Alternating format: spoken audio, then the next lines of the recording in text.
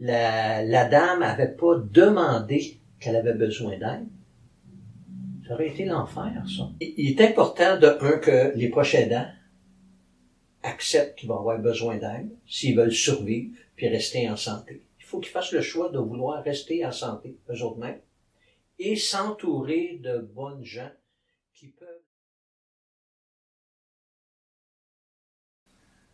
Alors, rebonjour, Louis Sirois, chef de la direction du groupe Vis-à-Vis, spécialisé en conseil en hébergement, milieu de vie.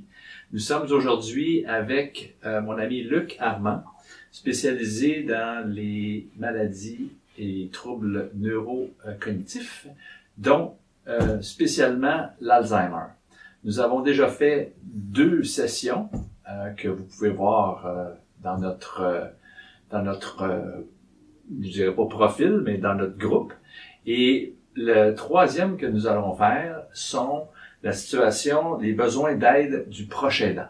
Alors, Luc, on va toucher le premier point de ces besoins du proche aidant, qui est de reconnaître le besoin à recevoir de l'aide de ce proche aidant. Peux-tu nous en parler? Tout à fait.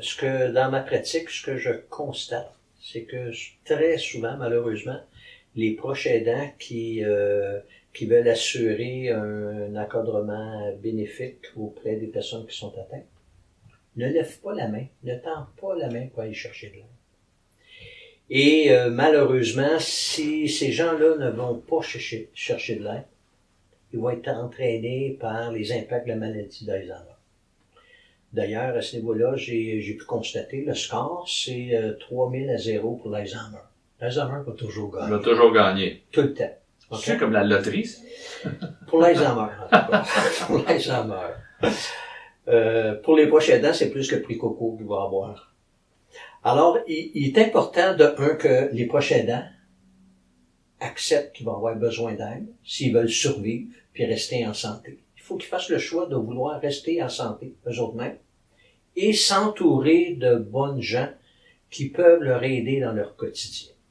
Souvent, les familles vont dire, on va faire affaire avec le CLSC. Oui.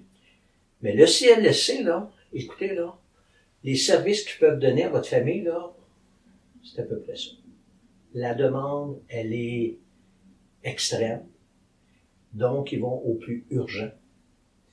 Et très souvent, les familles vont être désappointées pour les services qu'ils peuvent donner par le CLSC. Ce que je suggère, une fois qu'on a accepté qu'on a besoin d'aide, essayez de vous former un réseau d'entraide. Donc, on essaie d'avoir des gens autour de nous qui pourraient nous aider. Alors, on commence toujours par nos enfants, nos frères, nos sœurs, nos amis, les voisins. C'est notre premier réseau, ça. Après ça, on va chercher des réseaux. On va chercher le CLSC s'ils peuvent, les organismes communautaires, puis après ça, les organismes privés. Dans un deuxième temps, faut définir avec nous-mêmes quel type de besoin qu'on a besoin. Quel type de besoin qui est nécessaire dans le quotidien pour nous. Chaque famille est différente, mais nos besoins sont différents aussi.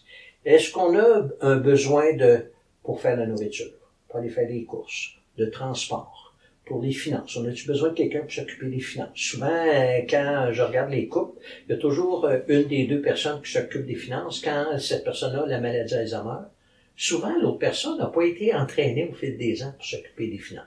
Y a-t-il quelqu'un qui est capable de s'occuper des finances? Puis d'autant plus qu'aujourd'hui, avec l'Internet, on peut tout faire ça à distance aussi. Est-ce qu'on a besoin d'avoir quelqu'un pour les rendez-vous médicaux? Pour nous accompagner? Est-ce qu'on a besoin de quelqu'un pour aller faire des courses? On a-tu besoin pour donner des soins à domicile? Des soins de bain? Parce que souvent, la personne qui est atteinte de la maladie d'Alzheimer n'aime pas prendre de douche, n'aime pas prendre de bain. Et comme on veut pas non plus déclarer la guerre mondiale à chaque fois que c'est temps de donner un bain, on saute une journée, on en saute 2, mais rendu à la 5e, ça commence à être important de donner le bain. Alors parfois, il y a des gens, des intervenants qui sont habilités à donner des bains puis on tourne plus facilement que la personne elle-même. Alors ça peut faciliter les choses. Donc on dresse la liste de tous les besoins. Qu'est-ce qu'on fait dans une journée? Puis y a-t-il des aspects là-dedans où on pourrait nous-mêmes, comme proches aidants, se passer puis de confier ça à quelqu'un d'autre. Alors, parfois, les amis, il y en a qui peuvent. Il y en a qui peuvent faire... les enfants peuvent venir nous donner un coup de main à l'intérieur de tout ça. Malheureusement, souvent, les proches aidants ne le demanderont pas.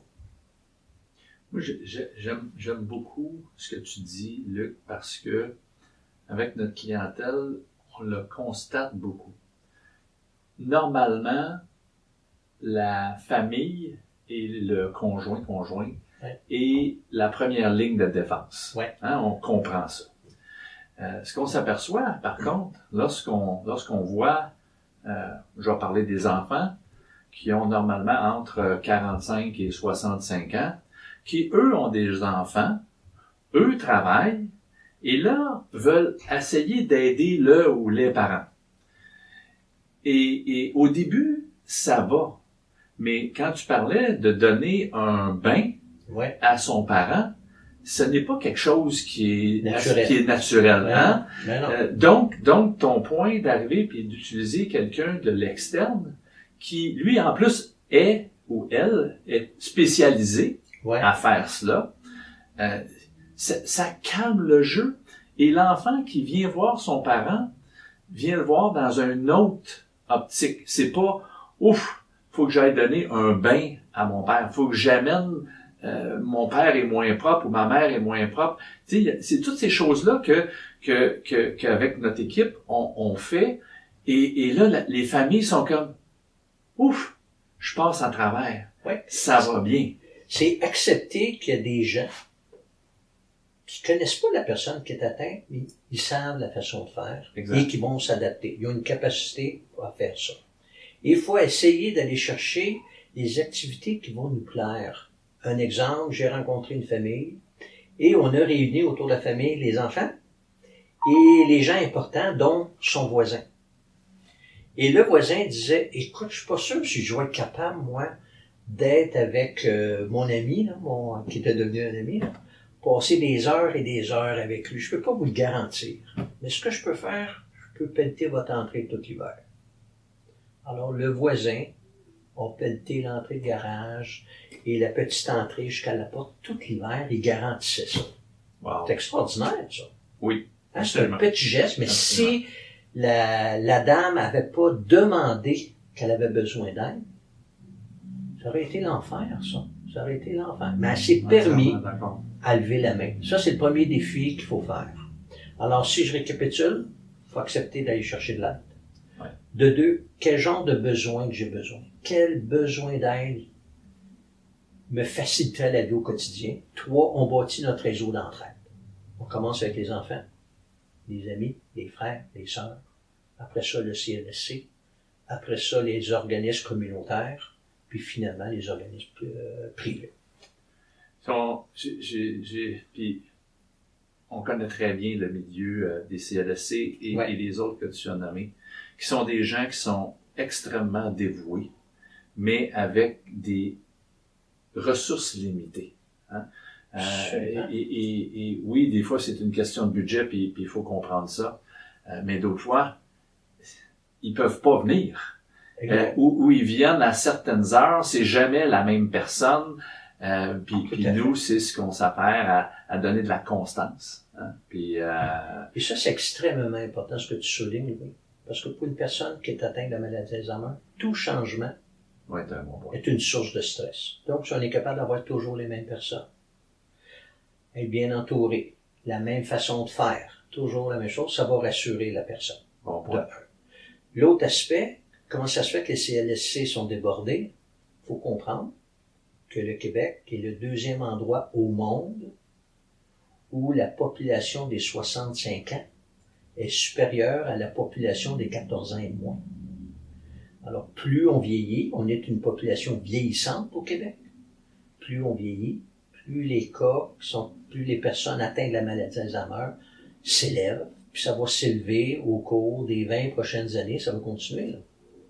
C'est pour ça qu'on entend beaucoup de la maladie d'Alzheimer, parce que simplement le fait, c'est parce qu'on est de plus en plus nombreux. En espérant qu'on trouve un médicament ou une cure pour ce...